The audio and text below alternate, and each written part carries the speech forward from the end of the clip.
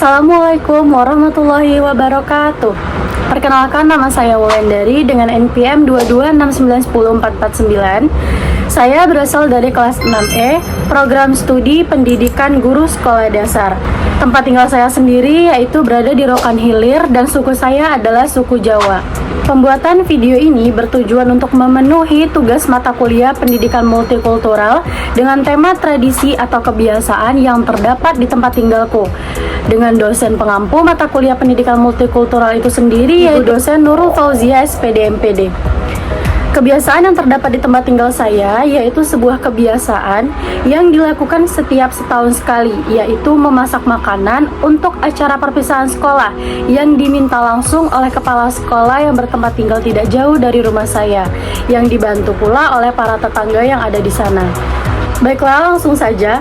Di sini saya akan menjelaskan mengenai bagaimana kebiasaan yang hanya ada di tempat tinggal saya, yaitu bergotong royong untuk membantu salah satu kepala sekolah yang bertempat tinggal di dekat rumah saya untuk memasak banyak makanan untuk keperluan perpisahan sekolahannya.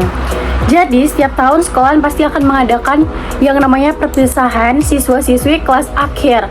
Begitupun juga sekolah yang terletak dekat dari rumah saya ini. Mereka juga selalu mengadakan yang namanya perpisahan sekolah. Nah, jika sekolah lain pada saat perpisahan, makanan yang akan mereka berikan kepada tamu ataupun kepada siswa-siswanya itu kebanyakan pasti catering.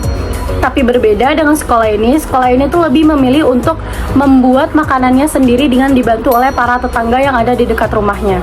Nah, biasanya kegiatan memasak untuk persiapan perpisahan ini itu akan dilakukan selama 2 hari, di mana para tetangga itu akan dimintai tolong oleh beliau untuk membantunya.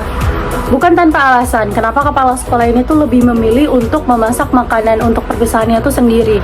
Nah, menurut narasumber yang saya dapatkan yaitu ibu saya sendiri, yang dimana beliau ini sering sekali menolong atau dimintai tolong oleh kepala sekolah ini untuk membantu memasak makanan yang akan dipersiapkan untuk acara perpisahan nanti. Nah, beliau berkata bahwa kepala sekolah ini lebih memilih untuk memasak makanannya sendiri karena untuk memastikan bahwa yang diberikan kepada orang-orang ataupun tamu-tamu yang datang, bahkan siswa-siswa mereka itu benar-benar terjamin kebersihan dan bahan-bahan yang digunakan. Bukan berarti beliau itu melakukan hal demikian karena beliau tidak percaya kepada pihak catering, tetapi kepala sekolah ini ingin benar-benar melakukan yang terbaik untuk para tamu-tamu yang hadir, lalu kepada siswa-siswanya di acara perpisahan mereka itu. Dan untuk tetangga yang membantunya itu tidak dibiarkan hanya membantu begitu saja atau menolong begitu saja.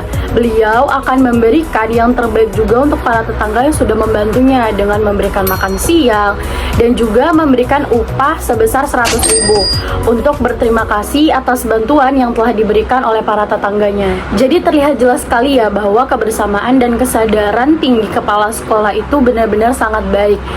Beliau itu lebih memilih memasak sendiri untuk kenyamanan orang yang akan mengkonsumsi makanannya, yang dibantu oleh para tetangga yang siap meluangkan waktu mereka untuk menolong. Nah, itulah tadi cerita dari tempat tinggal saya yang mungkin kebiasaan itu hanya ada di tempat tinggal saya saja. Lalu selanjutnya ada beberapa pertanyaan yang akan saya jawab juga di sini. Nah, pertanyaan yang pertama yaitu bagaimana kebiasaan Anda membentuk cara Anda memahami dunia, terutama dalam konteks pendidikan. Nah, jadi ada banyak sekali pelajaran yang saya ambil dan hal ini itu bisa saya refleksikan ke diri saya sendiri. Di sini itu saya dapat membentuk pandangan baru bahwa manusia itu masih banyak sekali yang memiliki jiwa kepedulian tinggi. Mungkin kita banyak juga yang melihat di sosial media, banyak sekali orang yang berbuat jahat ataupun tidak saling menolong, bahkan mereka tuh saling membuli. Namun kenyataannya di tempat tinggal saya masih banyak sekali orang yang memiliki jiwa kepedulian tinggi. Hal ini juga membuat saya ingin melakukan hal demikian atau memiliki kepedulian tinggi juga untuk memberikan yang terbaik untuk orang-orang di sekitar saya, terutama calon siswa saya nanti. Saya juga berharap saya bisa selalu berada di lingkungan orang-orang yang memiliki kepedulian tinggi dan saling menghargai. Begitupun saya bisa memberikan kepedulian tinggi dan juga saling menghargai kepada orang lain ataupun kepada sesama. Nah, pertanyaan yang kedua yaitu, pernahkah Anda menghadapi stereotip atau diskriminasi dalam pengalaman belajar? Jadi alhamdulillah sekali saya tidak pernah mengalami yang namanya diskriminasi ataupun stereotip dalam proses pembelajaran ataupun pengalaman belajar saya. Saya dan orang terdekat saya ataupun bahkan teman-teman saya saat sekolah dahulu, alhamdulillah memang tidak pernah mendapatkan yang namanya stereotip atau diskriminasi. Dan kami itu alhamdulillahnya juga selalu mendapatkan hal-hal baik. Karena saya yakin sekali apa yang akan kita tanam, itulah yang akan kita tuai. Jadi, saya sangat berusaha sekali untuk tidak melakukan diskriminasi kepada orang-orang dan melakukan stereotip kepada orang-orang, terutama kepada siswa saya nanti.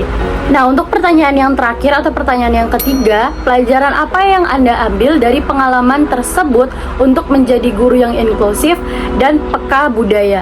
Nah, jadi pelajaran yang bisa saya ambil dari kebiasaan yang ada di tempat tinggal saya yaitu jiwa kepedulian tinggi terhadap sesama dan juga saling tolong-menolong terhadap sesama.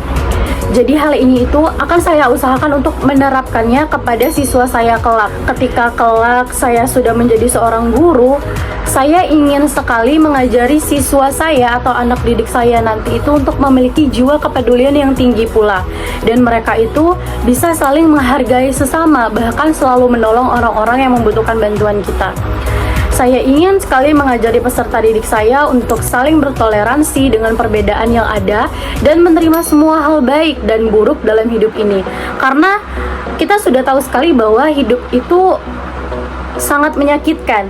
Terlebih lagi jika kita tidak bisa melakukan hal-hal baik kepada orang di sekitar kita, maka kita akan sulit mendapatkan feedback baik pula. Dan jika suatu saat nanti saya menjadi seorang guru dan di kelas saya itu terdapat perbedaan budaya yang sangat mencolok di dalamnya, saya berharap bisa mengatasi perbedaan tersebut dengan semua pengalaman yang saya dapatkan dari semua pelajaran yang telah saya pelajari juga.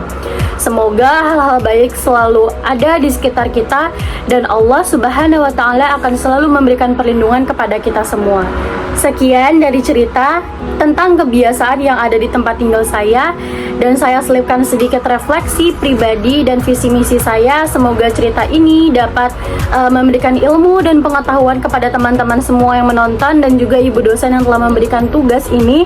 Saya ucapkan Assalamualaikum warahmatullahi wabarakatuh.